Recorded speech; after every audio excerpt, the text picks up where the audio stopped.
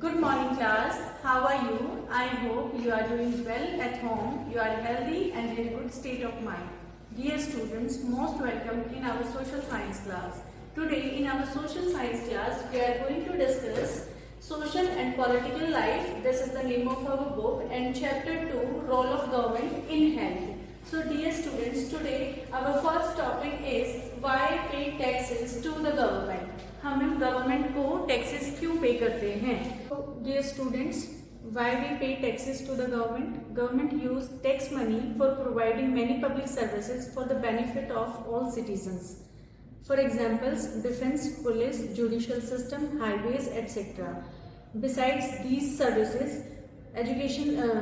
Education, health care, employment, social welfare, vocational training etcetera, ये भी include होती है गवर्नमेंट के वेलफेयर के कामों में. सो गवर्नमेंट क्या करती है, जो टैक्स हम उसको पे करते हैं वो सारे पैसे को हमारे ही वेलफेयर के लिए, हमारे ही बेनिफिट के लिए उसको यूज कर देती है. जैसे कि हमारे लिए हाईवेज बनवाना, हमारे लिए डिफेंस, सो दैट कि कंट्री को प्रोटेक्ट किया जा सके, अच्छे अच्छे एजुकेशनल इंस्टीट्यूट बनाना, हॉस्पिटल फैसिलिटी एटसेट्रा. इसके अलावा government provide some services specially for the poor people. जो लोग गरीब हैं, जो अपना खाना खुद नहीं खरीद सकते, उनके लिए, जैसे कि जो below poverty line ration card जिनके पास है, उनको बहुत ही कम दामों पे, मिनिमल कॉस्ट के ऊपर उनको खाना अवेलेबल करवाना या बेसिक अम्यूनिटीज उनको अवेलेबल करवाना, ये भी गवर्नमेंट जो है वो ध्यान रखती है. So dear students, our next topic is public and private health care system. जैसे कि इसके नाम से ही हमें पता चलता है public. So public health care services क्या होती हैं? ऐसी health care services, the public health services is a chain of health centres and hospitals run by the government. ये इसका मतलब होता है ऐसी चेन ऑफ हॉस्पिटल्स और हेल्थ सेंटर्स जिसकी लुक आफ्टर, जिसकी देख रेख गवर्नमेंट करती है, वो कहलाती है हमारी पब्लिक हेल्थ केयर सर्विसेज. ये पब्लिक हेल्थ सर्विसेज क्या होती हैं, कैसे काम करती हैं? सो ये होती है डिस्ट्रिक्ट लेवल पे होती हैं और फिर उस डिस्ट्रिक्ट से एक स्टेप नीचे और देन विलेज. सो ये मैं यहाँ पर एक फ्लो चार्ट बनाऊंगी जिससे कि आपको इजीली क्लियर हो जाएगा कि ये कैसे काम करते हैं.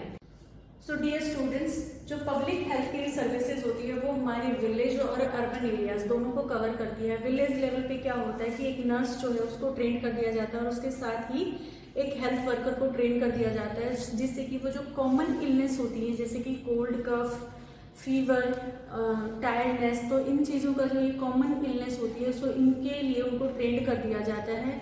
जबकि स्पेशल जो अगर किसी को इंजरी हो जाती है तो उसके लिए तो उन्हें शहर में जाना पड़ेगा या बड़े हॉस्पिटल के लिए रेफर कर दिया जाता है. So dear students, they are trained in dealing with the common illness and work under the supervision of doctors at the primary health centres. जैसे कि मैंने आपको बताया था कि यहाँ पर बेसिकली जो हमारी रूरल, आपको पता होगा यूनिट्स कौन सी होती हैं. सबसे लो लेवल पे विलेज होती है, देन ब्लॉक्स होते हैं एंड देन डिस्ट्रिक्ट होता है. तो यहाँ पर जो हमारे हॉस्पिटल्स हैं या हेल्थ सेंटर्स हैं वो कैसे काम करते हैं? सबसे अगर हम बात करें डिस्ट्रिक्ट लेवल पर, तो डिस्ट्रिक्ट हॉस्पिटल होता है जिसके सुपरविजन में हमारे प्राइमरी हेल्थ सेंटर्स जो है वो काम करते हैं. प्राइमरी हेल्थ सेंटर्स की सुपरविजन में हमारे विलेज में मिलने वाले हेल्थ सेंटर्स, जिसको अभी हमने डिस्कस किया था कि वहाँ पर एक नर्स होती है और एक हेल्थ वर्कर होता है, तो वो उनकी सुपरविजन में काम कर सकते हैं. कुल मिलाकर हम कह सकते हैं कि डिस्ट्रिक्ट जो है वो यहाँ भी सुपरवाइज करता है और यहाँ भी सुपरवाइज करता है. तो डिस्ट्रिक्ट हॉस्पिटल की सुपरविजन में ये दोनों तरीके के काम यहाँ पर होते हैं.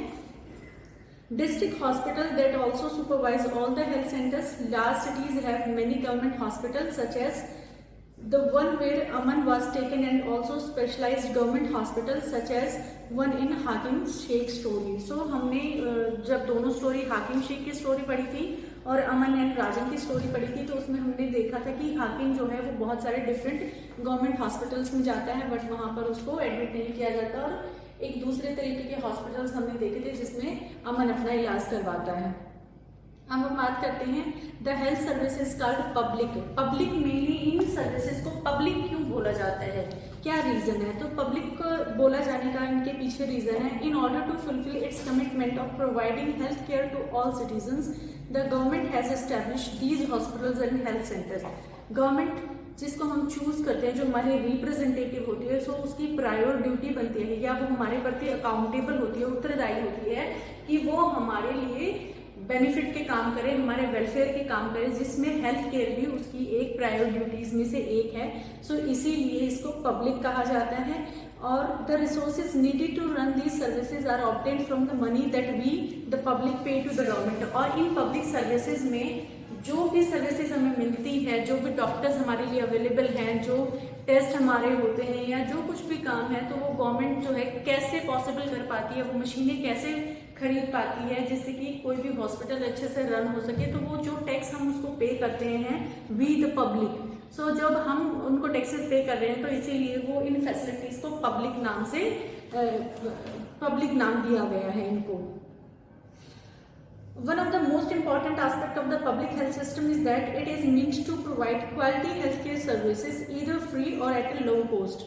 और उसके अलावा ये पब्लिक हेल्थ केयर फैसिलिटीज की और क्या कैरेक्टरिस्टिक्स हैं, यहाँ पर मेन कैरेक्टरिस्टिक जो यहाँ पर है वो है कि यहाँ पर इलाज जो है, आपका ट्रीटमेंट जो है वो फ्री ऑफ कॉस्ट होता है या फिर बहुत मिनिमल कॉस्ट पे। जैसे कि अगर आप देखेंगे किसी गवर्नमेंट हॉस्पिटल में जाएंगे तो वहाँ पर जो स्लिप होती है, जो रिसेप्शन पे या ओपीडी पे जो स्लिप कट होती है वो 5 या 10 रुपीज़ की होती है। तो यहाँ पे गवर्नमेंट का क्या मेन प्रोविजन है, मेन क्या मोटिव है कि उसके सभी सिटीजन्स तक सारी फैसिलिटीज, हेल्थ केयर फैसिलिटीज बहुत ही कम कॉस्ट पे पहुँच जाए, अवेलेबल हो जाए। अब देखिए कि यहाँ पर एक सबसे हमने मेन बात देखी कि पब्लिक हेल्थ केयर सर्विसेज का हमारी डिजीजेस के रिप्लाई में उसको ट्रीटमेंट देना है, जबकि इसके अलावा और क्या मेन मोटिव और उनका मेन काम क्या हो सकता है। Health is to take action to prevent the spread of diseases such as TB, malaria, jaundice, cholera, diarrhea, chikungunya। अब इसके अलावा जो ये वाले डिजीजेज जिनकी अभी हमने बात की, चिकनगुनिया है, मलेरिया है, हैजा है, ये सारी चीज़ें जो होती हैं इनको पहले होने से पहले ही रोकने के लिए या उसको हो जाने के बाद स्प्रेड होने से बचाने के लिए भी अगर किन्हीं मेडिसिन का स्प्रेड करना है, उनका छिड़काव करना है, स्प्रे करना है, तो इस तरीके के काम भी हमारी गवर्नमेंट जो है टाइम टू टाइम करवाती रहती है।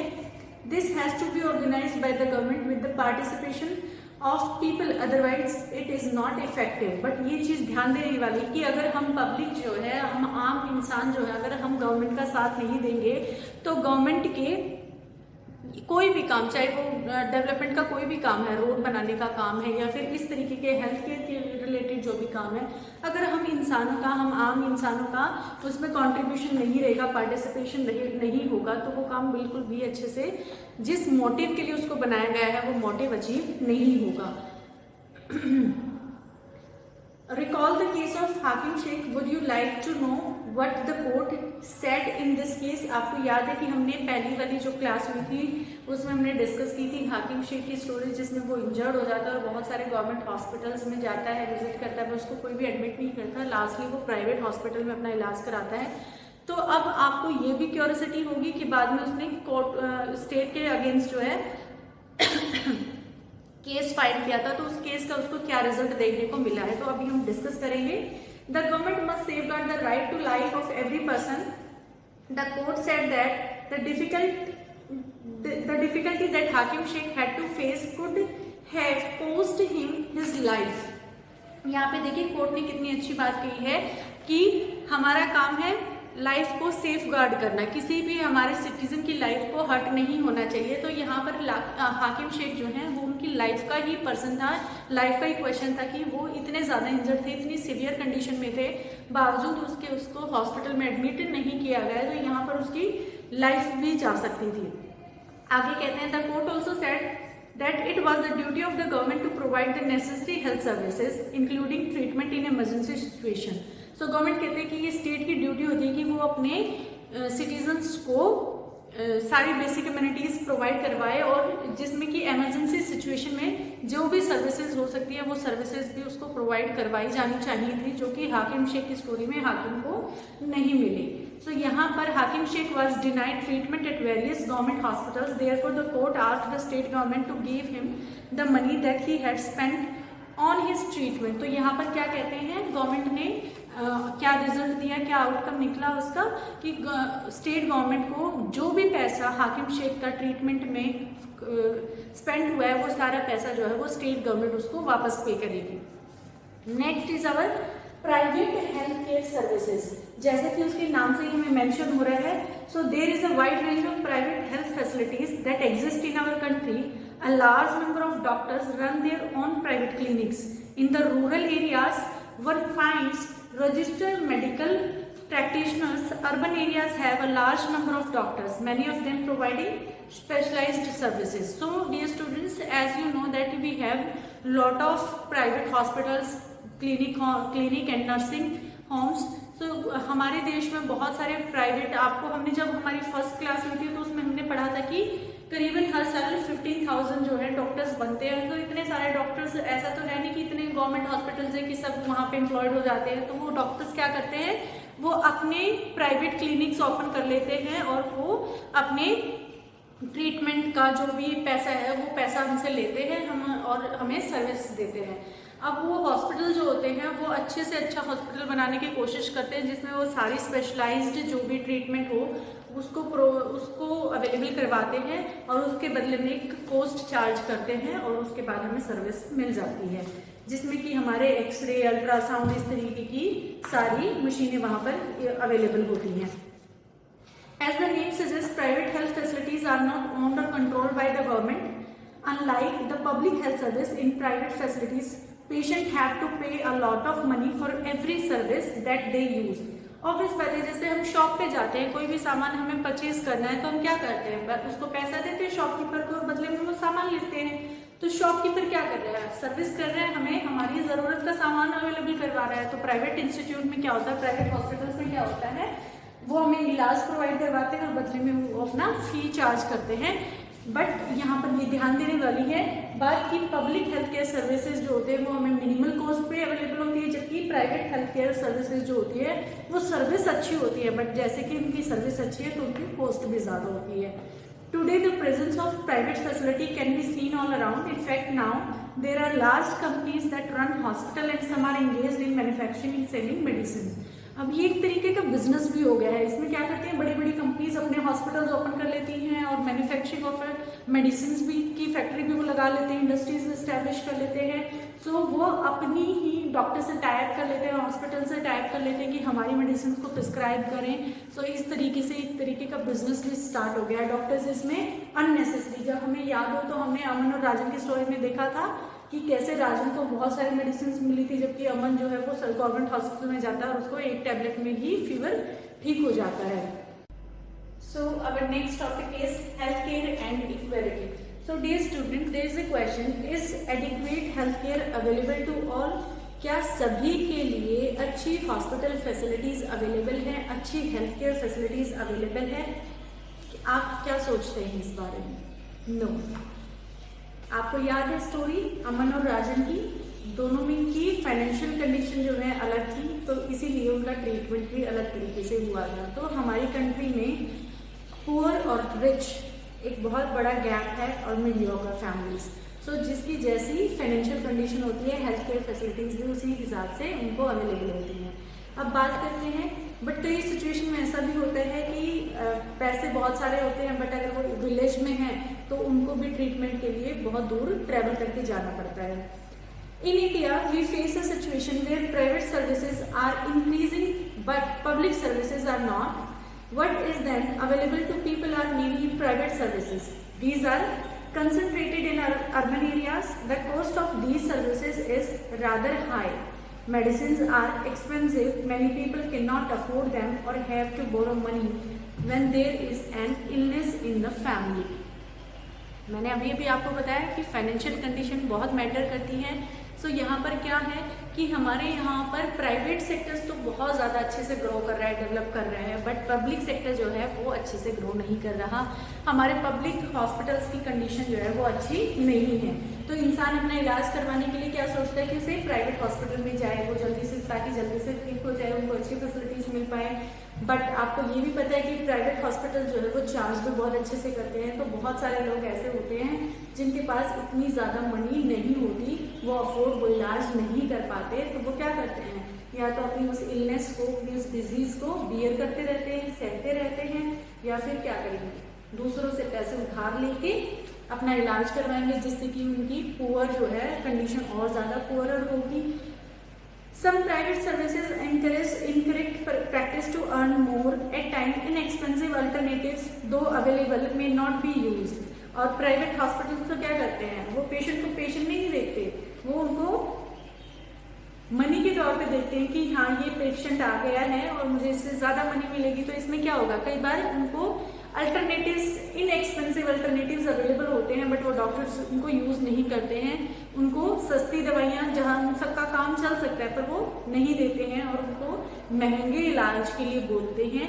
और इंसान क्या होता है, हम आम इंसानों को तो ये पता ही नहीं होता कि हमारे लिए कौन सा ट्रीटमेंट बेस्ट है या क्या हमारे अवेलेबल है, क्या हम चूज कर सकते हैं, हमें पता ही नहीं होता। जो डॉक्टर कहता है तो डॉक्टर हमारे लिए भगवान होता है, जो डॉक्टर कह देता है हमारे लिए वही बात सही होती है, और डॉक्टर इस चीज का क्या करते हैं, बेनिफिट उठाते हैं।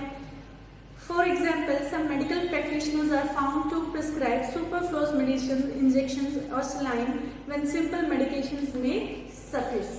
अब देखिए, आपको अमन और राजन की स्टोरी में याद है कि दोनों को फीवर था, वायरल फीवर था, बट एक को सिरप भी दिया गया, मेडिसिन भी दी गई, उसके बहुत महंगे महंगे टेस्ट भी हुए, जबकि दूसरे बच्चे को क्या हुआ, सिर्फ डॉक्टर ने एक टैबलेट दी और उसका काम हो गया। वहां पे डिफरेंस क्या था कि प्राइवेट हॉस्पिटल्स की जो सैलरी है, डॉक्टर्स की जो सैलरी है, वो उनकी इनकम प्राइवेट है, जबकि पब्लिक हेल्थ केयर सर्विसेज में, पब्लिक हॉस्पिटल्स में जो सैलरी होती है वो गवर्नमेंट से आनी है। तो वहां पर डॉक्टर को क्या नहीं है, मेन मोटिव उनका क्या नहीं है, पैसे कमाना नहीं है, तो वो वहां पे क्या करते हैं, ट्रीटमेंट इनएक्सपेंसिव होता है वहां पे। इनफैक्ट देखिए, यहाँ पर एक फैक्चुअल चीज बताई गई है, in fact barely 20% of the population can afford all the medicines that they require during an illness। हमारी इंडिया की टोटल पॉपुलेशन में से सिर्फ 20% ऐसे लोग हैं जो अपनी बीमारी का खर्च जो है वो उठा सकते हैं, बाकी 80% उस कंडीशन में नहीं आते हैं। यहाँ पर देखिए, कोशिश सभी करते हैं कि उनको इलाज जो है वो करवा पाए, बट अगर आप देखेंगे कि उनकी पॉकेट पे बहुत ज्यादा असर पड़ता है, बट ये जो 20% है इनकी पॉकेट पे ज्यादा असर नहीं पड़ता क्योंकि इनकी इनकम ज्यादा होती है। Hence, even for those whom one might not think as being poor, medical expense cause hardship. It was reported in a study that 40% of people who are admitted to a hospital for some illness or injury have to borrow money or sell some of their possessions. Possession होती है संपत्ति, property etc. to pay for the expense. बाकी के जो 20% तो उठा सकते हैं। अब ये 40% की बात है कि 40% पीपल ऐसे होते हैं जो अपनी बीमारी का खर्च नहीं उठा सकते, उनके पास अपना पैसा नहीं होता, या तो वो उधार पे पैसा लेते हैं या फिर अपनी कोई प्रॉपर्टी, अपना घर कुछ गिरवी रखते हैं या बेच देते हैं, जिसके बाद वो अपना इलाज करवा पाने की कंडीशन में आते हैं। For those who are poor, every illness in the family is a cause of great anxiety and distress. What is worse is that this situation tend to happen again and again. Those who are poor are in the first place undernourished. These family are not eating as much as they should. अब देखिए, जो इंसान पहले ही गरीब है, ऊपर से वो बीमार भी हो गया है, अब बीमारी में उसे बहुत ज्यादा अच्छा ना तो ट्रीटमेंट अवेलेबल है ना उसको फूड अवेलेबल है, तो वो क्या होगा, और ज्यादा बीमार हो जाएगा और ज्यादा पुअर हो जाएगा, अपने ट्रीटमेंट के लिए दूसरों से पैसे उधार लेगा, तो वो पुअर जो है वो पुअर्टी में अच्छे तरीके से धकेल दिया जाएगा। Sometimes it is not only the lack of money that prevents people from getting proper medical treatment. Women, for example, are not taken to a doctor in a prompt manner. Women's health concerns are considered to be less important than the health of the man in the family. कई बार क्या होता है, जैसे कि मैंने आपको पहले भी बताया, कई बार पॉकेट में पैसा होता है बट सोच भी मैटर करती है। हमारी जो सोसाइटी है वो पेट्रियार्की की सोसाइटी है, जिसमें मेल मेंबर को ज्यादा इम्पोर्टेंट माना जाता है, जबकि फीमेल को उसके कंपैरिजन में लेस इम्पोर्टेंट माना जाता है। और बहुत सारे घरों में आजकल ऐसा है, अभी भी ऐसा है। हालांकि एजुकेशन ने सिचुएशन बहुत हद तक चेंज की है, बट अभी भी कंडीशन, ये जो हार्डशिप है, ये जो ऑब्स्टेकल, ये अभी भी कंटिन्यू है। और वो क्या है कि विमेन की हेल्थ को कम इम्पॉर्टेंट माना जाता है। उनको ऐसे, वो खुद भी, जो विमेन होती है वो खुद भी कई बार अपने आप को ही इग्नोर कर लेती है कि आज नहीं कल मेडिसिन लेंगे, परसों मेडिसिन लेंगे, इस तरीके की, या फिर फैमिली मेंबर्स ठीक है आज जाएंगे, कल जाएंगे, कभी जाएंगे, तो इस तरीके की कंडीशंस आती रहती हैं, सिचुएशंस आती रहती हैं। Next, so dear students, our next topic is what can be done, and we are going to understand this topic with the help of two examples. One is about the state of India, Kerala, and this Costa Rica is a country of Central America. So इनको हम समझेंगे इनकी help से। Health is as much depend on basic amenities and social condition of the people as it is an healthcare services। अब देखिए कि यहाँ पर बोला गया है कि हेल्थ जो है वो दोनों बातों पर डिपेंड करती है। एक कि हमें बेसिक अमेनिटीज़ कितनी अवेलेबल है, जैसे कि अच्छा पानी है या नहीं, इन्वायरमेंट जो है वो पॉल्यूटेड है या साफ इन्वायरमेंट है। सो हमें बेसिक अमेनिटीज़ पे तो हमारी हेल्थ जो है वो डिपेंड करती ही करती है। साथ ही साथ social condition of the people as it is on health care services. So social condition भी जो है हमारी वो भी उतनी ही इम्पॉर्टेंट है जितनी कि हमारी basic amenities. So dear students, यहाँ पर 2 एग्जाम्पल्स हमारे हैं और फर्स्ट एग्जाम्पल है हमारा the Kerala experience. So in 1996 the Kerala government made some major changes in the state. और वो क्या बदलाव गवर्नमेंट ने किए? 40% of the entire state budget was given to the panchayats. Kerala का एक साल का जो भी बजट होता है उस बजट का 40% जो है केरला ने अपनी गांव की पंचायत को दे दिया। 40%। सपोज करो कि 100 करोड़ है तो 40 करोड़ जो है वो गांव को दे दिए, गांव की पंचायत को। और वो किस लिए दिए गए? So that they could plan and provide for their requirements. This made it possible for a village to make sure that proper planning was done for water, food, women's development and education. So that गांव को अपनी ज़रूरत का पता होता है कि मुझे यहाँ पर किस तरीके का डेवलपमेंट करना है। सो वो अच्छे से अपना डेवलपमेंट कर पाए, अपने गांव के लोगों को अच्छा ड्रिंकिंग वाटर, उनके विमेंस के लिए इलाज, एजुकेशन, ये सारी चीज़ें जो है गांव की पंचायतें जो हैं वो बहुत अच्छे से जानती हैं। सो वो काम वो अच्छे से करवा पाएँ, इसीलिए वो इतना सारे पैसे जो हैं वो पंचायत को अवेलेबल करवाए केरला ने। This meant that water supply schemes were checked, the working of schools and Anganwadi was ensured and specific problems of the village were taken up. So anganwadi होती है जो छोटे प्री प्राइमरी जैसे होता है, तो इतने छोटे बच्चों के लिए और जो प्रेग्नेंट मदर्स होती हैं उनके लिए आंगनवाड़ी की फैसिलिटी अवेलेबल होनी चाहिए। और किसी गांव की कोई स्पेशल अगर कोई प्रॉब्लम तो उसको भी वहाँ पर देखा जाए। इन सब के लिए वहाँ पर पैसे अवेलेबल करवाए गए, बजट अवेलेबल करवाया गया। Health centres were also improved. गांव के जो हेल्थ सेंटर्स हैं उनकी कंडीशन, उनकी बिल्डिंग, इंफ्रास्ट्रक्चर, मेडिसिन वहाँ पे अवेलेबल है नहीं है, तो वो सारी चीज़ें भी उसके अंदर देखी गई। डिस्पाइट दीज एफर्ट्स, इतने सारे एफर्ट्स करने के बाद भी अभी भी कुछ प्रॉब्लम्स जो है केरला को फेस करनी पड़ रही हैं। और वो प्रॉब्लम्स क्या हैं? Some problems such as shortage of medicine, insufficient hospital beds, not enough doctors remain and these need to be addressed. कि डॉक्टर्स जो हैं वो नंबर ऑफ डॉक्टर्स कम हैं, मेडिसिन भी कम अवेलेबल हैं और हॉस्पिटल के अंदर बेड भी कम है। तो इस तरीके की प्रॉब्लम्स 40% बजट देने के बाद अभी भी इस तरीके की कंडीशन वहाँ पर है, केरला उसको फेस कर रहा है। अब सेकेंड एग्जाम्पल है हमारा द कोस्टा रिका अप्रोच। जैसे हम इंडिया में हम पर्सनस को इंडियन कहते हैं, तो वैसे ही कोस्टा रिका कंट्री का नेम है, कोस्टा रिकन अप्रोच। तो इसमें क्या दिया गया है? Costa Rica is considered to be one of the healthiest country in the Central America. Suppose करो यहाँ पर कि ये जो है हमारी वो नॉर्थ अमेरिका है और this is our South America. So यहाँ पर कोस्टा रिका जो है वो यहाँ पर है, ठीक है। कोस्टा रिका जो है ये Central America, northern America and southern America. So इस वाले पार्ट को हम क्या बोलते हैं? सेंट्रल अमेरिका बोला जाता है। तो यहाँ पर कोस्टा रिका जो एक कंट्री है ये हेल्दीएस्ट कंट्री में से एक है। The main reason for this can be found in Costa Rican constitution. और इसका रीजन क्या है इसके हेल्दीएस्ट होने का? तो वो हिडन है इनके कॉन्स्टिट्यूशन में। देखिए कि उन्होंने कॉन्स्टिट्यूशन में क्या प्रोविजंस अवेलेबल करवाए। Several years ago Costa Rica took a very important decision and decide not to have an army.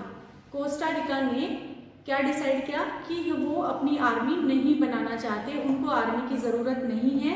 And this help the Costa Rican government to spend the money that the army would have used on health, education and other basic need of the people. और army के लिए army की salary, weapons, vehicles, वो सब चीज़ों के जितने भी पैसे थे अब वो आर्मी तो रखेंगे नहीं, तो वो सारे पैसे जो उनके बच गए वो उसको दूसरी अदर फैसिलिटीज़ जो हैं, हॉस्पिटल फैसिलिटीज़, एजुकेशन फैसिलिटीज़, सो वहाँ पर उन पैसों को वो स्पेंड करेंगे जिससे कि उनकी हेल्थ कंडीशन जो है वो अच्छी हो जाएगी। The Costa Rican government believes that a country has to be healthy for its development and pays a lot of attention to the health of its people. So Costa Rica की जो government है उसका मानना है कि country के लोगों की हेल्थ जो है वो सबसे ज़्यादा इंपॉर्टेंट है। अगर किसी भी कंट्री को अगर डेवलप करना है तो वहाँ के लोगों का हेल्दी होना बहुत ज़्यादा ज़रूरी है। The Costa Rican government provides basic services and amenities to all Costa Ricans. For example, it provides safe drinking water, sanitation, nutrition and housing. Costa Rica की जो गवर्नमेंट है वो अपने लोगों को क्या अवेलेबल करवाती है? साफ पानी, सफाई, आसपास उनके इन्वायरमेंट जो है वो साफ सुथरा है, न्यूट्रिशन जो है वो भी न्यूट्रिशन अवेलेबल करवाती है और हाउस भी अवेलेबल करवाती है। Health education is also considered very important and knowledge about health is an essential part of the education at all levels. और वहाँ की एजुकेशन के सभी स्तरों पर हेल्थ को सबसे इंपॉर्टेंट माना गया है। So dear students, let's revise और recall what we have done today.